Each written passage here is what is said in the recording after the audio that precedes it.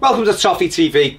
Me and Sarah going through the groups before the greatest show on earth kicks off in Russia.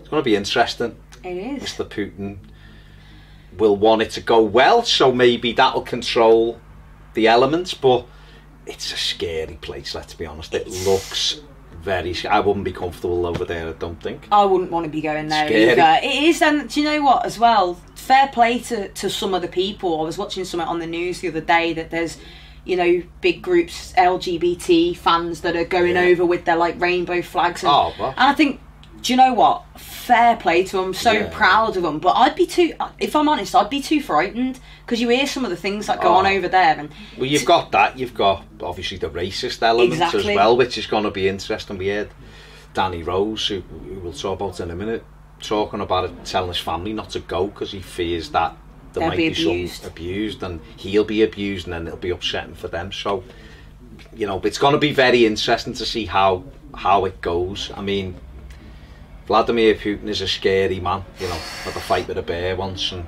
rode around on a horse with no top on and a pair of jeans, as you do. He's terrifying. He's scary. So I'm surprised that, well, I'm not surprised because it's all corrupt, isn't it? But that Russia, it's allegedly corrupt. Allegedly. It is corrupt. But like, you know, it's dangerous really. You know, let's just all hope that it goes smoothly without any sort of major incidents going down or anything like that. But do you think the eyes of the world is on it? Yeah. So he might want to, I think I'd be more scared of Vladimir Putin's, you know, than anybody else. So I just wonder if he'll be able to keep the Russian scalbos in check, you know. Yeah. But you just don't know, do you? Because you don't. There's probably too many to be able to control, and it could break out anyway. So hopefully, anyway, that's the fear. But hopefully, it'll pass without any major incidents. Into England's group. How do you feel about England? Because I know you're not from Liverpool. Yeah. So up here, as you probably gathered by living here, we don't really give a toss about England. I'd like them to win it. Of course I would. I'm English. I'd like them to win it. If they get beat, I'm not really going to give one. Do you know what I mean? That's exactly kind of where I am with it as well.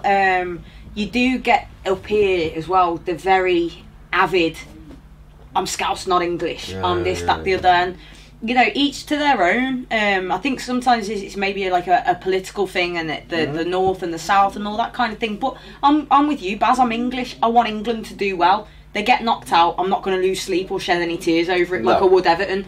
Everton's everything to me. But I think I just can't get my head around people just actually being English and wanting England to fail. That I don't quite get that. It seems a bit silly, in my opinion. But everyone's entitled to. You feel how you feel, don't you? And obviously, like, I want England to go on and win it. I think they might do okay. I'd be amazed if they did win it because there's some really, really strong teams in there.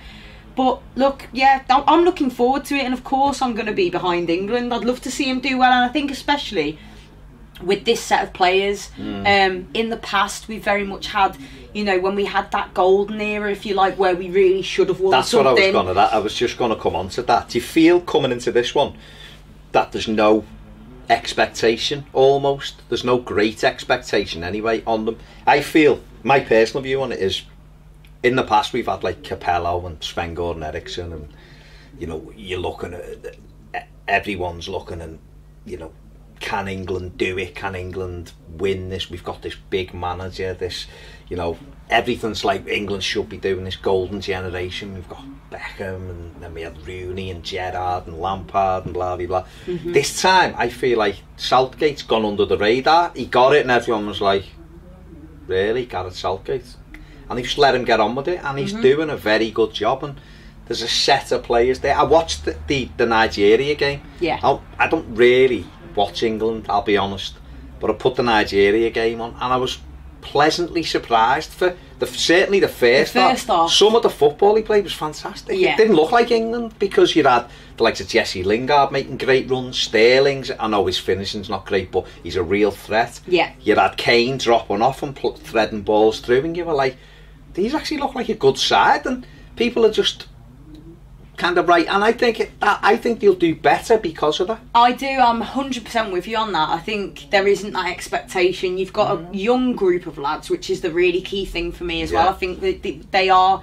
We've got such a young team, and these are lads that, you know, most of them are younger than me, and you can see through their Twitter posts, their Instagram posts when they got picked for the squad, it really meant something to them, and that, you know, they were putting up the pictures of them previously when they were kids watching the World Cup in their little England kits, and now they're playing, and that's what I want to see. I want to see that it means something to these fellas, a bit of passion, and, you know, they want to go out there and do this. They sort of feel more like fans like us as well, and they want to do it for their country, as opposed to in the past you had very much your cliques, and it was like one eye on the game and one eye on your enemies kind of thing, because you had your Liverpool, Chelsea, United, Arsenal, whatever, in your little pockets in the dressing rooms and stuff. It doesn't feel like that now. It feels like everyone's on the same page. You've got Gareth Southgate, English, really seems like a good man manager as well, giving people a fair chance, and yeah, you know, I think it'll be good, and I think that's what the lads need. They don't need people going, oh, England are shit, and then they always let us down and everything. Let's get behind this young group of players and just see what they do. There's no expectation, and as you said, it's quite nice because, you know, am I that arsed? Not really, but I'd like to see him do well, and that's kind of nice. It's going to be pleasant, isn't it? Yeah, it is. I'm not going to be stood there tearing my hair out, or hopefully. No, hopefully, yeah. Belgium. I have these as the favourites for me in this group, because I think as a collection of players, you're going to be hard pressed to find a better collection. Well, sorry, France have got a fantastic side, so Jamie, but these have got a really good side as well. On paper, a really good side. They have. You know, you've got the likes of this fella, De Bruyne, who's fantastic, Kevin De Bruyne, Romelu Lukaku, who knows where the net is. You know, defensively, they've got Alderweireld, Vertonghen, they've got Courtois in goal. You go through the side, there's really good players. There's all quality the way through in there, isn't there? They're managed by Martinez, so it could fall to pieces, but then again, it could be perfect. So he'll win it, won't he? He'll win it. Just the ultimate trolling. He had Sam Allardyce winning that bloody. Oh god, that was mad. Oh my god, I didn't watch it. I can't. I have watched it in the past. Oh, it was rubbish. It's all right for like a thing, but it's in the background, you know. It's like the millionaires, footballers telling you to donate money, and you just think, yeah, shut up, shut up. Fine, we will, but let's see, like a nice big check from all you lot as well. Exactly. But anyway, back to this. Yeah, I think Belgium are one of those teams that I would class as dark horses for the World Cup. Yeah. Because if they can get momentum at the top end of the pitch, they've got the likes of Rom, who knows how to put the ball in the net. They've got him who can. He's unreal, isn't he? You've got De Bruyne who can unlock anything. Yeah. And they've got good defence and good goalkeepers. So there's a good side. It's whether or not they eat themselves. Yeah. A little bit like the Dutch used to be. Holland used to have some fantastic players, and you'd go, oh my god, look at him, and look at Seedorf and Bergkamp, and they should walk it, and they'd argue and get knocked out in the groups, and you'd be like, okay, that didn't really go to plan. How didn't they win it? And Spain were a bit like that for years until he got that first one under the belt, and then they were fantastic. So I feel like that with these. I feel like they could surprise a few people. It's one of them, isn't it? You know, if they were to go on and win the World Cup, you wouldn't be that surprised. But you know, I think you are definitely going to look, like we said earlier, at your France, Brazil, Germany ahead of them. But yeah, I'm with you on that. I wouldn't be surprised if they did something. They've certainly got the quality in there, and Martinez, you know, he does get teams playing good attacking football. It's just whether or not he can defend, isn't it? That's the thing, isn't it? I mean, the other two teams in the group aren't fantastic, are they? Obviously, Panama, I think you said it's the first ever World Cup. Their first ever World Cup, yeah. So, I mean, it'll be a great occasion for them. But a lot of the players play in Major League Soccer in the States. Godoy, who I know very well from watching, he plays at San Jose Earthquakes. He's a good player. They have Jaime Pinedo, who was at LA Galaxy for a while. Gabriel Torres, who is got better hair than Ashley Williams. Miles better hair than Ashley Williams, who plays at Seattle Sounders with Clint Dempsey's team. So they've got players who are, you know, who know each other and are playing in a decent league. They'll be a close-knit team, but really for me, they're the weakest team in the group. Yeah, you've got to be looking at them to finish bottom of the group, haven't you? I think. I mean, as we said, we looked at the odds, didn't we? That them to win the World Cup was 1,000 to 1. So and that kind of tells it. It just says it, and I think, you know, looking through their players and stuff, I know you're very much into your MLS, so you knew a few of the players and stuff. I'm looking through and thinking, you know, it's a real sort of like who's who, and I think, you know, it's their first World Cup. They're very much just going to be happy to be there, you know, and that's great. But they're not going to do anything. No, I don't think so. I don't think they can. And then Tunisia, I mean, if most probably Khazri, Khazri played for Sunderland, is their probably linchpin, is the one that people probably know the best. They've got obviously a couple of exciting youngsters as well.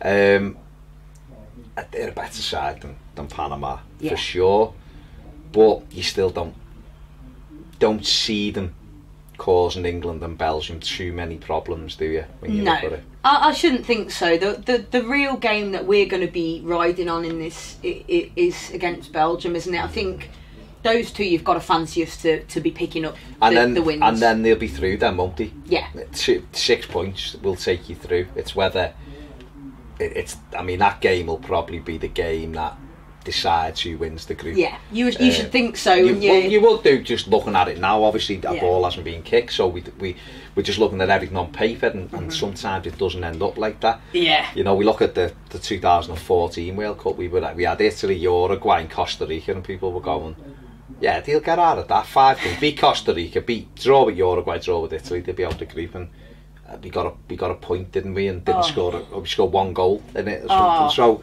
miserable. Or 2 goals. It was really, really poor. We didn't get out the group. So, you know, you can never tell until it kicks off. But it's England. I think Belgium will win the group. I do. It may be by virtue of goals scored if they both beat the team, but I think Belgium will win it, and I think England will be runners up in it. I'm gonna go slightly different than you, just to be controversial. Good. I'm gonna go England to top it, Belgium second, Tunisia, Panama. Yeah. Panama can just have fun. Just enjoy it. Just enjoy yourself. Enjoy it. Watch Panama take 6 points and qualify. Yeah. Of course, we know nothing. There you go. Let us know what you think. Are you bothered about England? Do you want them to win it? Do you want to see them do well, or do you just want them out? Or you just don't care? Can Belgium win it? All you Evertonians watching, would you like Martinez to win it, or would it just be like a smack in the face for Everton? Let us know in the comments below. If you haven't subscribed, please do so. It takes a second. And look out for our next preview. Is Group H. See you later.